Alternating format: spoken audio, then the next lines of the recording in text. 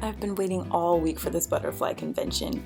Almost ready. Let me just check my hair and this mirror is filthy. I can barely even see myself. No need to panic. I know exactly what to do to get this mirror looking clean and streak-free in no time. I just need a spray bottle, distilled white vinegar, liquid dish soap, and water.